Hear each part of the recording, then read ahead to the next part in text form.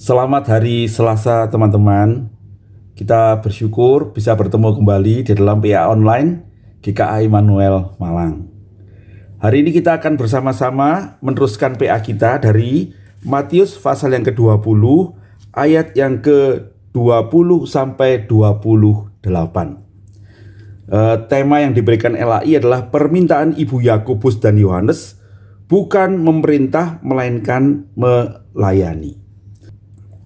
Maka datanglah ibu anak-anak Zebedeus serta anak-anaknya itu kepada Yesus, lalu sujud di hadapannya untuk meminta sesuatu kepadanya.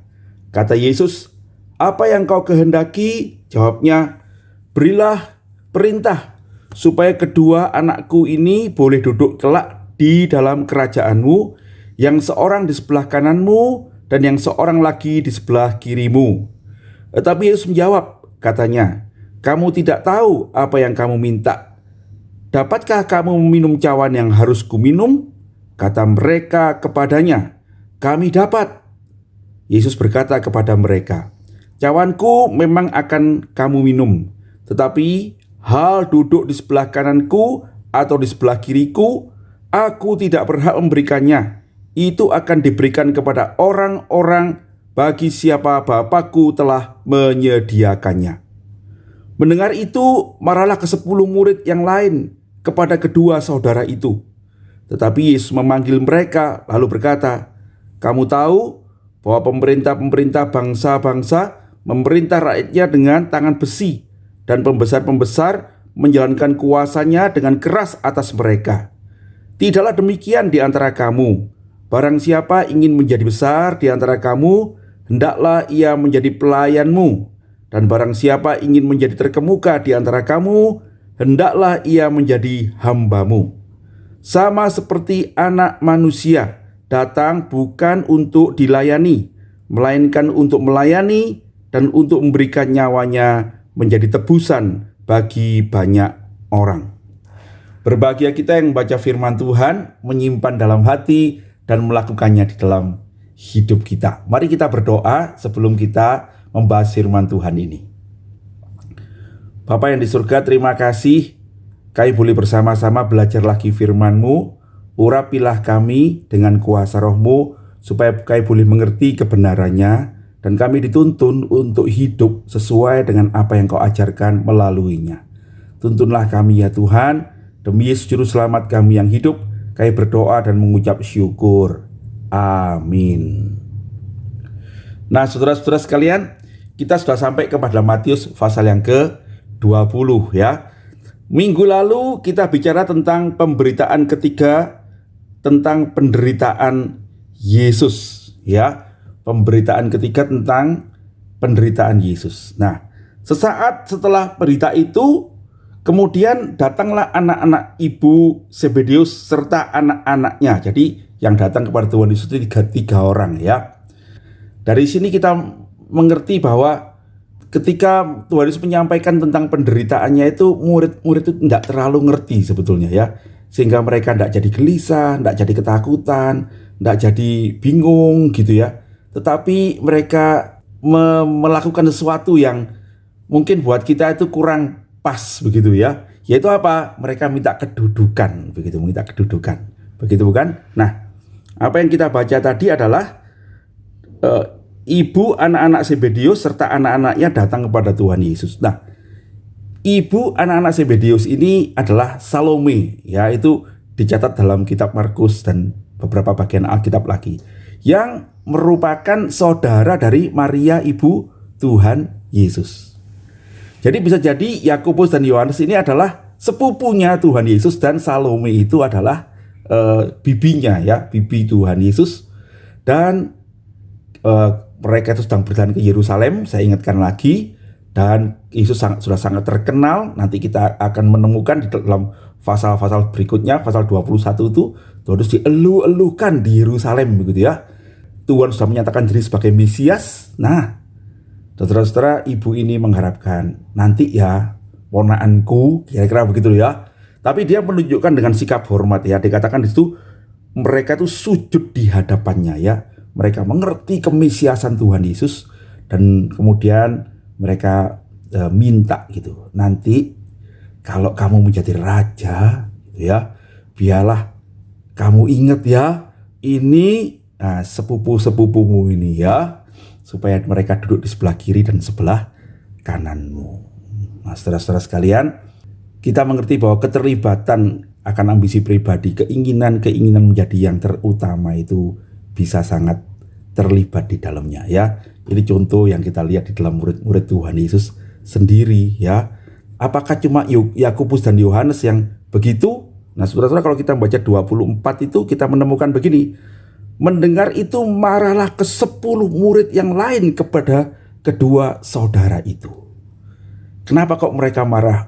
Tentu mereka merasa itu tidak pantas gitu ya. Itu tidak pantas. Mungkin mereka merasa Petrus itu yang lebih senior begitu ya, dan sebagainya. Nah, tapi saudara-saudara, kemarahan itu menunjukkan bahwa murid-murid yang lain juga mempunyai keinginan sendiri. Mereka merasa mereka juga orang yang penting begitu ya.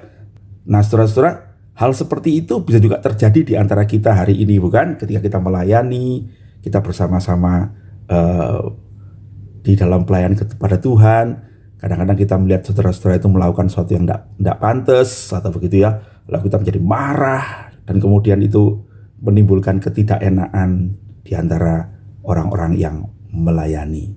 Nah, saudara-saudara sekalian, bagaimana Tuhan menanggapi itu? Ini yang menarik ya, yang menarik. Menarik sekali kalau kita membaca bagian ini, kita melihat Tuhan itu tidak memarahi siapa-siapa ya.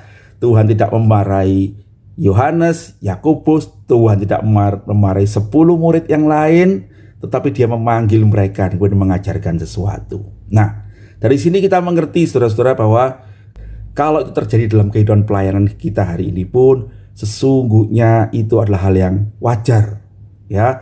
Jadi saudara-saudara, saya berharap kita tidak menghakimi orang lain, tidak menghakimi pelayan-pelayan Tuhan yang lain. Kalau kita dengar ada hamba Tuhan begini atau ada pengurus begitu yang saling iri-irian atau something, saudara-saudara, sesungguhnya itu terjadi ya, dan Tuhan sendiri mengalami hal seperti itu.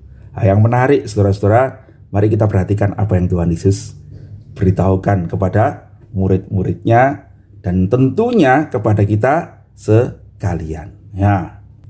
Yang pertama saudara-saudara, apa yang dikatakan Tuhan Yesus kepada ibu Yakobus dan Yohanes ini?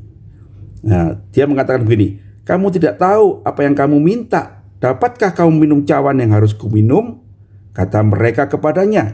Jadi kata Salome, Yakobus dan Yohanes ini ya, kami dapat.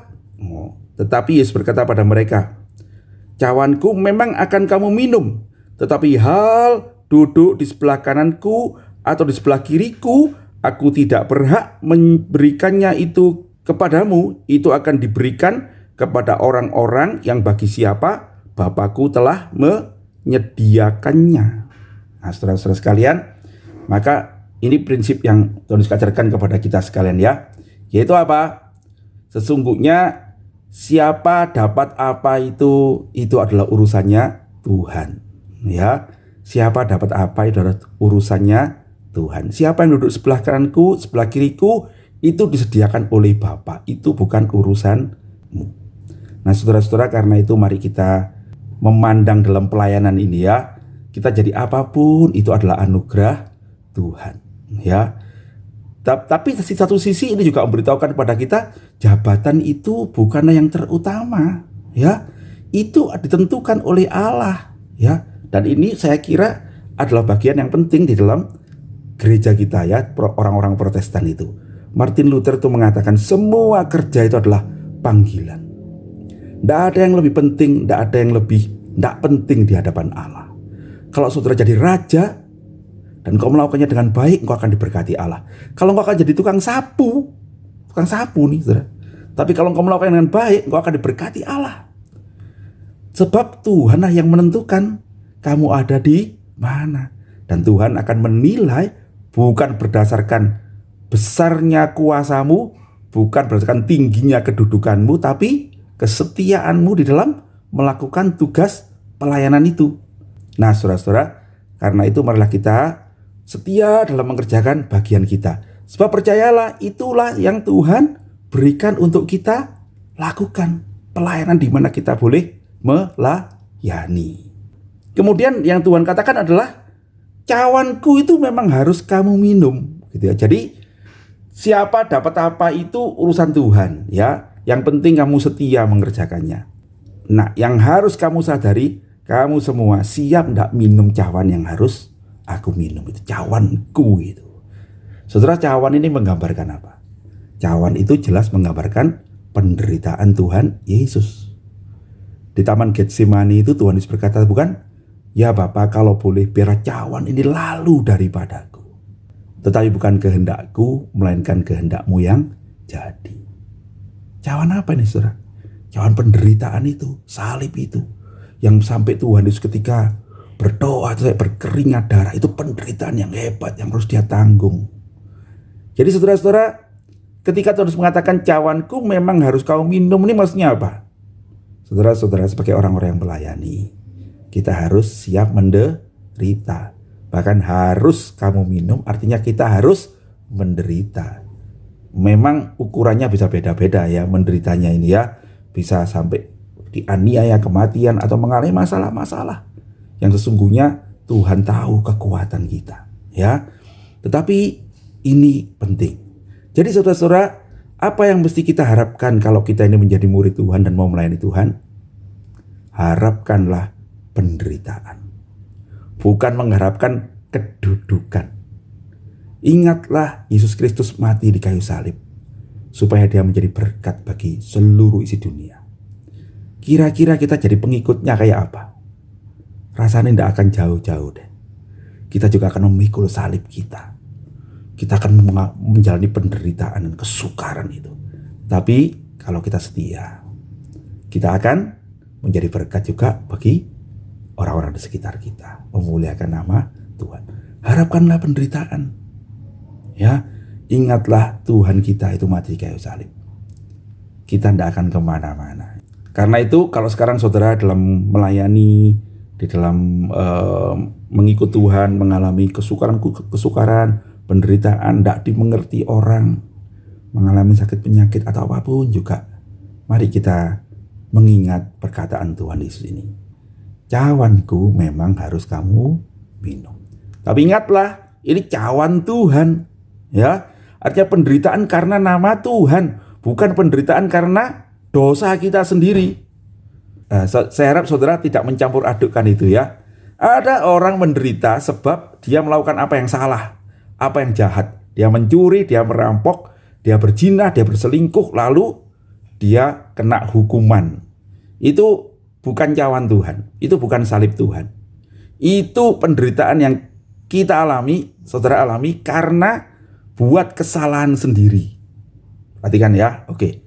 Tetapi kalau saudara menderita karena Tuhan, karena imanmu kepada Kristus Yesus, kamu dianiaya.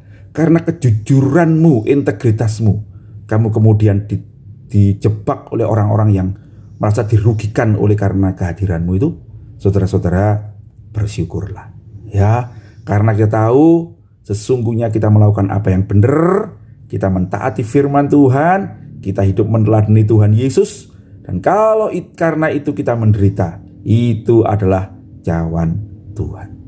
Bersuka citalah. Nah, gitu ya. Kemudian bagaimana? Nasihat berikutnya, saudara-saudara, Tuhan Yesus kemudian mengumpulkan semua muridnya, bukan? Mengumpulkan semua muridnya, dan dia tahu ini artinya lagi tidak enak, begitu kan? Mungkin Yohanes dan Yakobus itu juga memandang ke teman yang lain itu tidak senang. Terus Petrus dan yang lain itu marah kepada dua orang ini. Lalu Tuhan mengumpulkan mereka. Lalu dia berkata, kamu tahu bahwa pemerintah bangsa-bangsa memerintah rakyatnya dengan tangan besi, dan pembesar-pembesar dengan kuasanya dengan keras atas mereka. Ini menunjukkan apa, saudara-saudara?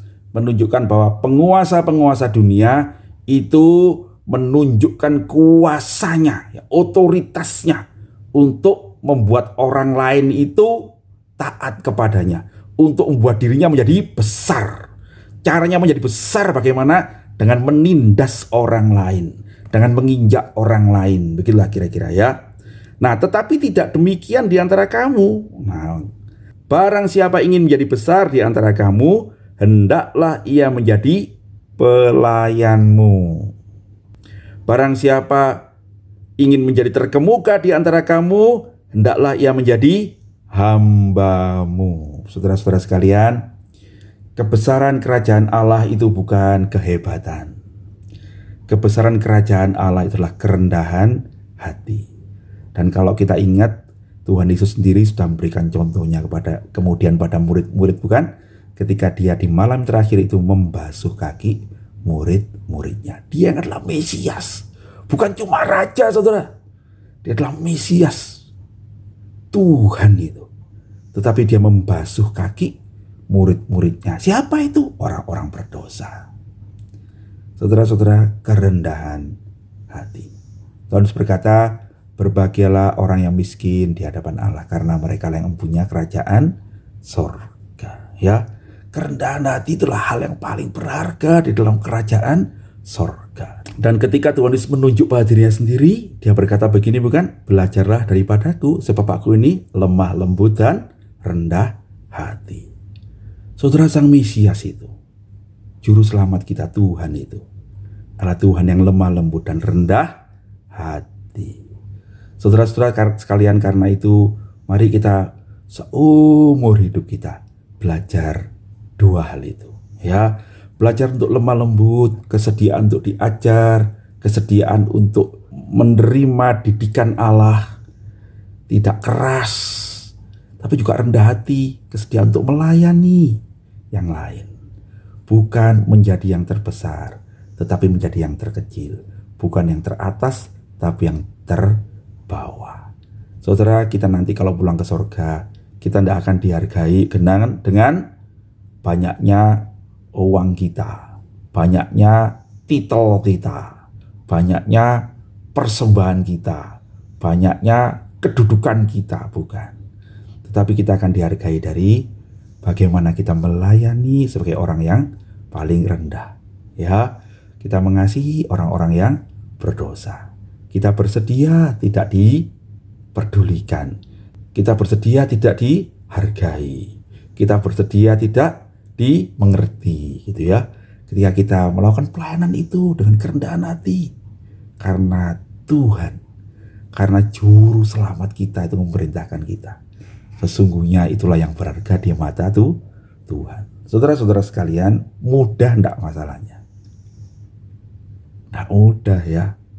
Enggak mudah. Saya bisa mengerti gitu, kalau saya melayani baik-baik, saya enggak dihargai. Waduh, itu enggak enak. Gitu enggak enak, ya. Saya enggak butuh duit sih, gitu misalnya, ya. Saya enggak butuh duit, saya enggak butuh pangkat gitu. Tapi penghargaan itu penting buat semua kita, bukan? Betul, saudara-saudara, ya. Enggak mudah, ya. Nah, itu sebabnya, ya. Itu sebabnya. Bagian terakhir itu Tuhan Yesus berkata begini. Sama seperti Anak Manusia datang bukan untuk dilayani, melainkan untuk melayani dan untuk memberikan nyawanya menjadi tebusan bagi banyak orang. Saudara, kenapa Tuhan Yesus memberikan yang terakhir seperti itu?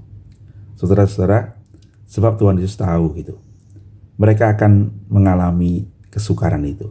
Tetapi setiap kali mereka mengalami kesukaran itu, Tuhan mengatakan, ingatlah aku. Gitu kan? Ingatlah aku, sama seperti aku kan. Aku datang untuk melayani, bahkan aku memberikan nyawaku bagi keselamatan banyak orang. Orang yang mana? Orang yang menyalibkan Tuhan. Bukan orang yang baik, saudara. Orang berdosa. Tuhan datang untuk menyerahkan nyawanya. Salib itu begitu hina. Kita minggu lalu belajar, ya. Tapi karena Kristus mati di sana, salib itu begitu mulia. Saudara-saudara, dan kata lain Tuhan Yesus mengatakan, kalau engkau sudah melakukan semuanya itu, kamu tidak dihargai, kamu merasa kecewa, kamu merasa tidak dianggap, begitu ya. Ingatlah aku. Akulah Tuhanmu, ya. Dan apa, saudara-saudara? Dan aku itulah yang melayanimu, ya. Engkau waktu dia dibikin orang kayak begitu, sesungguhnya engkau sama dengan aku. Artinya apa? Artinya aku mengerti perasaan-perasaanmu. Dan kalau kita mengacu pada cerita ini, kita mengerti Tuhan mau mengatakan itulah yang berharga buat aku ya. Aku akan menyayangimu. Akulah yang akan menghargaimu. Gitu ya. Ingatlah aku. Saudara-saudara, saya pernah mendengarkan Pendeta Paul Gunadi itu membahas kisah ini ya. Dan salah satu yang paling berkesan dalam hati saya adalah ingatlah aku itu ya. Saya suka lagu Remember Me itu kan, ingatlah aku.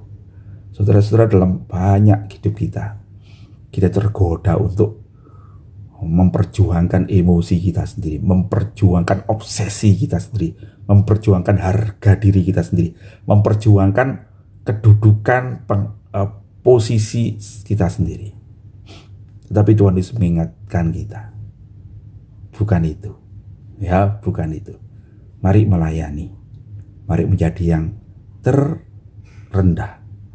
Dan waktu kamu melakukannya, sesungguhnya akulah yang menghargai kamu.